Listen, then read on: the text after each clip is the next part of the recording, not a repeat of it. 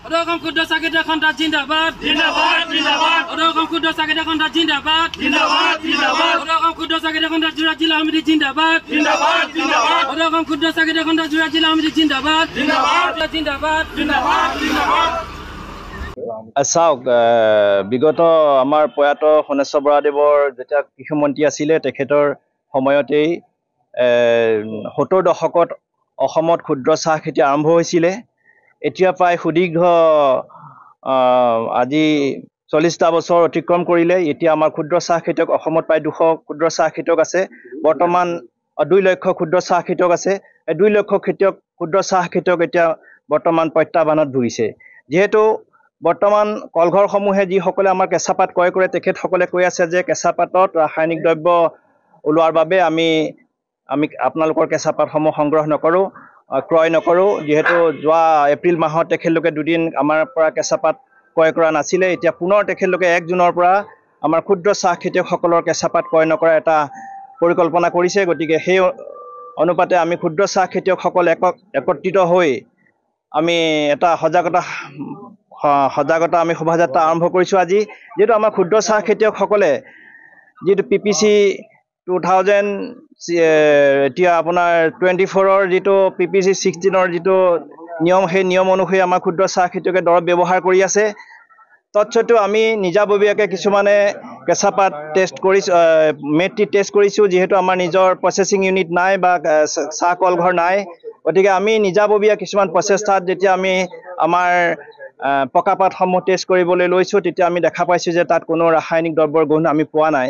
কিন্তু পৰিকল্পিতভাৱে তেখেতলোকে আমাৰ ক্ষুদ্ৰ চাহ খেতিয়কসকলক দোষাৰোপ কৰি 1 জুনৰ পৰা যি কেঁচাপাত ক্ৰয় নকৰাৰ সংকল্প লৈছে আমি তাত ঘোৰ প্ৰতিবাদ জনাইছোঁ। আৰু আমি পৰৱৰ্তী সময়ত আমি আমাৰ ক্ষুদ্ৰ চাহ খেতিয়কসকলক একত্ৰিত কৰি আমি আমাৰ এই সমস্যাটো সমাধানৰ ক্ষেত্ৰত আমি আগবাঢ়ি যাম।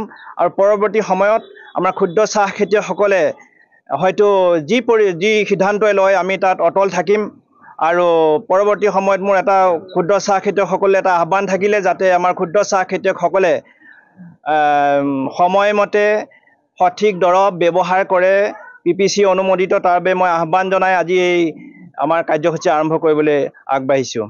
অসমৰ 2 লক্ষ ক্ষুদ্ৰ চাহ খেতিয়কৰ আজি জীৱন জীৱিকালৈ যি ভাবুকি আহিছে, অসমৰ গ্ৰাম্য অৰ্থনীতিৰ ভেটি ৰচনা কৰি আৰ্থ-সামাজিক পৰিৱৰ্তন আনিবলৈ সক্ষম হোৱা 2 লক্ষ ক্ষুদ্ৰ চাহ খেতিয়কে যি আজি অনিশ্চয়তাৰ দিশলৈ ঠেলি দিছে তাৰ বাবে আমি দুখ প্ৰকাশ কৰিছোঁ। দেশৰ মুঠ উৎপাদনৰ 52% আজি যাৰ অৱদান অসমৰ আৰ্থ-সামাজিক পৰিৱৰ্তন আনিবলৈ সক্ষম হৈছে। 52% কেঁচাপাত উৎপাদন কৰি ক্ষুদ্ৰ চাহ খেতিয়ক আজি এটা আগবাঢ়ি অহা উদ্ভাসিত শক্তি। 2 লক্ষ ক্ষুদ্ৰ চাহ খেতিয়কৰ বাগানত প্ৰায় 20 লক্ষ শ্ৰমিকে পৰোক্ষ আৰু প্ৰত্যক্ষভাৱে ইয়াত আত্মসংস্থাপন হৈছে। ক্ষুদ্ৰ চাহ খেতিয়ক নিজেই সংস্থাপিত হৈছে। তেনে ক্ষেত্ৰত ক্ষুদ্ৰ চাহ খেতিয়কৰ ওপৰত দুখ জাপি দি কেঁচাপাত নোলোৱাৰ যিটো অসম বটলিপ টি মেনুফেকচাৰী এছ'চিয়েশ্যন ABLTM যি কাগজে পত্ৰ প্ৰকাশ কৰিছে তাত আমি দুখ প্ৰকাশ কৰিছোঁ। ক্ষুদ্ৰ চাহ খেতিয়কৰ জীৱন জীৱিকাৰ যদি আজি ভাবুকি আহে তেতিয়াহ'লে তাৰ লগতে 20 লক্ষ মানুহৰ প্ৰত্যক্ষ আৰু পৰোক্ষভাৱে জীৱন জীৱিকাৰ ভাবুকি আহিব। আমি এইকাল অনুৰোধ জনাইছোঁ। আজি যোৰহাট জিলাত আমি সজাগতা সভা কৰিছোঁ। ভাৰতীয় চাহ বোৰ্ডে PPC অনুসৰি 2024 চনত যি কীটনাশক ঔষধ ব্যৱহাৰৰ বাবে আমাক তালিকা দিছে, সেই ঔষধেই ক্ষুদ্ৰ চাহ খেতিয়ক আজীৱন ব্যৱহাৰ কৰিছে। আমি পুনৰ সজাগ কৰিছোঁ। আমি কেন্দ্ৰীয় সমিতিৰ তৰফৰ পৰা জিলা সমিতিৰ তৰফৰ পৰা 2 লক্ষ ক্ষুদ্ৰ চাহ খেতিয়কৰ মাজত অসম কৃষি বিশ্ববিদ্যালয় টুকলাই চাহ গৱেষণা কেন্দ্ৰৰ জৰিয়তে বিভিন্ন সময়ত আমি সজাগতা সভা পাতি আহিছোঁ। তৎসত্ত্বেও আমি আজি এনে মুহূৰ্তত আজি শোভাযাত্ৰাৰে যোৰহাট জিলাত সজাগতা কৰিছোঁ। কোনো ক্ষুদ্ৰ চাহ খেতিয়কৰে নিষিদ্ধ ঘোষিত ঔষধ কেতিয়াও ব্যৱহাৰ কৰা নাই। আজি আমি সজাগ কৰিছোঁ। 2024 চনত PPC প্লেণ্ট প্ৰটেকশ্যন কোড বা শস্য সুৰক্ষা বিধি অনুসৰি যি তালিকা আমাক দৰৱ ঔষধ প্ৰয়োগ কৰিবলৈ দিছে, যি অনুমোদন জনাইছে, যিমান পৰিমাণত ব্যৱহাৰ কৰিবলৈ দিছে, আমি সেইমতে ক্ষুদ্ৰ চাহ খেতিয়ক সজাগ কৰিছোঁ।